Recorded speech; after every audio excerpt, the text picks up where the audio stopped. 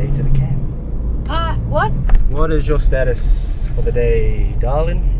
My status is rested. Oh, hello. Rested. Rested. Oh, there's a t-shirt on the front. Oh, really? Can you see that, guys?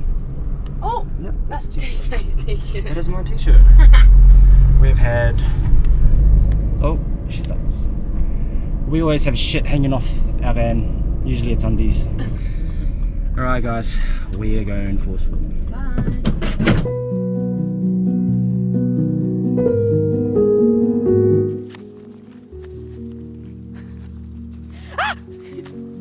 We are at the Round the Twist Lighthouse. How embarrassing. So if you were born between 1990 and 2000s, you would have watched Round the Twist in Australia. It is gold. It is, I don't know what it is. Mars.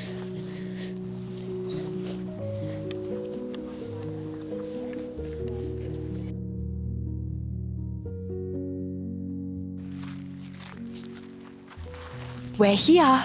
Come and explore this wonderful lighthouse.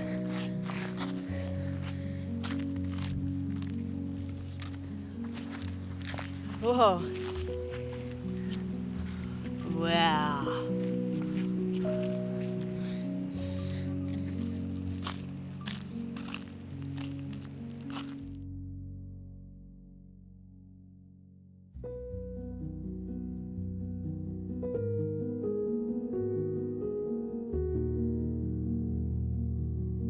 What led you here? Like, was there a moment in your life that was like, all right, I'm going to pack my stuff and I'm going to go to Australia? Or was it something that you already knew you were going to do from like a young age and you had your mind set on traveling? I'd say growing up, we never traveled. My mom, we didn't have enough money to ever go anywhere. I never considered myself to be a traveler outside of the country I lived in. And then, I don't know, I had this urge when I was it was my second year of professional football, or after my first year of professional football, where I went to Sweden and Denmark and the Netherlands and just enjoyed my time there.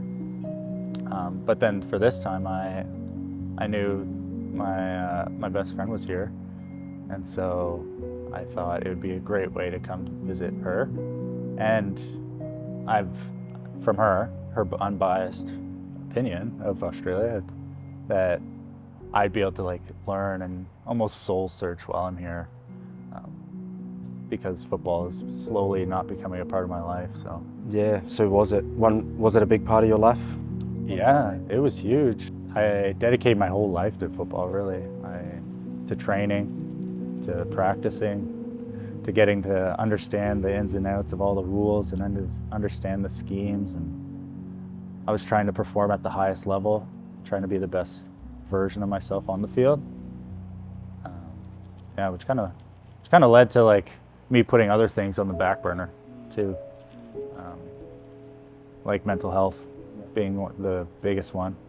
That was the largest one that I had to put on the back burner while playing. In the sport of football, you're supposed to be seen as this macho man, a real man, quote unquote, and a man shows no emotion or is able to put that aside for the betterment of everybody else, for the betterment of the team, the coaches. And so I felt like whether I was feeling down or whether I was injured and feeling left out of the team or whatnot, you always felt like you had to somehow shut that down and just perform, which is almost a numbing feeling, to be honest. It's created such a numbing to emotions when coaches try to force you to be this man, this stereotypical man, which I don't believe is true and I don't believe is right. I feel like a true definition of an actual man would be someone who's vulnerable and able to discuss their emotions and talk about how they feel and be empathetic and be caring and nurturing. Like it takes all those qualities. My best friend in high school passed away due to suicide, which was really, really tough for me. That was I think you're 16 years old, and we played football together, and we did everything together and hung out all the time. And the first initial thought to that was I was so guilty. I felt so guilty to everything what happened. I put a lot of it on myself. And as a 16-year-old, it's hard to understand what's actually going on. And it's hard to hear people tell you all these things of, oh, this is how it should be, this is what's going to happen. I know there's something true about experienced stuff in life and understanding it for yourself rather than people just telling you how you should feel. After that happened, I used to be very emotionally, I guess, in tune. When I was younger, I was very emotional. And then after his passing, I suddenly found myself not showing any emotion whatsoever. And I don't know what happened. I just don't know how that happened. And it took a long time for me to go to therapy, go to speak to friends about it. Yeah, it took probably 4 years till I went to therapy because I didn't even understand what was happening. I thought it was just the natural path of life, like, oh, this is what's going to happen. You're going to be hardened from this. Yeah. Deal with it.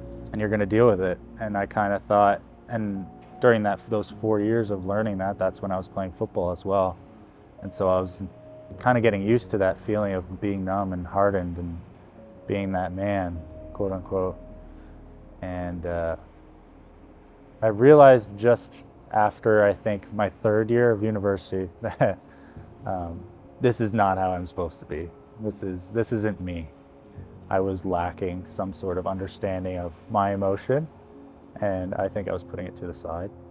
And I feel like a lot of athletes do go through that in terms of when they play their sport, they just put their emotions to the side. Yeah. But in this case, I found that this numbing feeling just was too much. I try to see the positive in everybody. And so I'd go to therapists and be like, oh, well, they did this really well. But then months go by and I'm still kind of feeling the same. And I'm like, I'm not understanding what's going on. So I'll try another one. But then you have to understand, you got to be a little selfish and understand what you're trying to get out of it, who you want to be as a person, what you value, and then find a therapist that kind of aligns with that. And I found that it took a while, but once I found them, it was life-changing. Like completely, you want somebody who would not change your perspective, but open your eyes to different perspectives and allow you to see life in a different way. And he most definitely did that for me.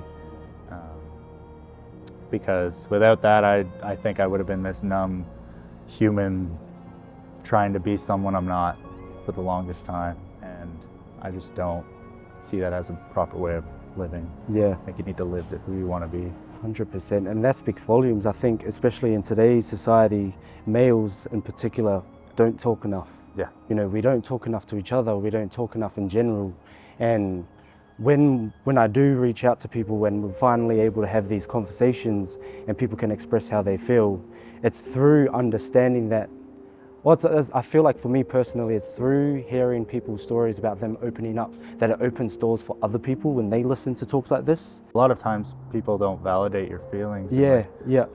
I find coaches, it's like, well, I feel this way, and they're like, I don't care. Yeah. Oh, why do you feel that way? And then you go into your head and you're like, oh, well, maybe they're right. Maybe they're right. And I shouldn't think this kind of way. Yeah. I shouldn't be thinking that. Maybe I'm being dramatic. Maybe I'm being dramatic. Yeah. Do I belong? I find a lot of athletes, especially in the professional world where the sport is just the sport, like you're just playing the sport. Whereas in university, I played football and you had other things to kind of keep you busy. And whereas football is just football. So you're focusing on football and yourself. And you see a lot of athletes fall in this hole of this depressive hole, especially when it comes to to injury, to getting cut, to the volatility of the sport itself. The amount of years, especially with football, it can take off your life from the constant pounding on your head. Like all these stressors that people don't address really. They just say it's part of life, and football is a short part of your life, so may as well take advantage of it, which is great, and I love the sport. But I think taking care of our bodies and taking care of our minds especially is way more important. And that's something my friend Zach, who passed away, has taught me. And even taught me in terms of like, when you'd lose a friend, a lot of people try to, that grief therapy is a lot of the time about trying to, seemingly for me, my opinion of it was seemingly trying to avoid and suppress him, suppress his life, and like try to forget about it in a sense. But I see it and kind of learned it in my own sense that you should bring along everything that he's done in his life with you. Cherish it, understand it, accept everything that has happened, which is extremely hard to accept a friend's death, but like to accept it and not move on, but bring it with you. And in the professional league I used to, so there's a kind of a funny story. There's a lot of weird connections, but so one thing him and I shared together was we have the same birthday, the exact same day, exact same year. And so for me, celebrating my birthday after his passing was not something I'd ever want to do. It was more of a day to celebrate him and to celebrate his life. So that was probably, it's still up to this day, the one thing I'm working on the most, because I find it hard to take time to celebrate myself on that day, because it's so hard to, I don't know, forget about him on that day, because that's the one thing we shared in common. And then another funny thing is, in university I used to wear the number 5 as for my jersey. And then when I got to the pros, they handed me a jersey, and it was the same number that he wore throughout all of high school. Crazy. And I have it tattooed on my back. Yeah, well. And so I wore 36 throughout all my professional career. Yeah. And now 36 just always pops up in my life, and I find that's my way of bringing him out. Yeah. Through my life.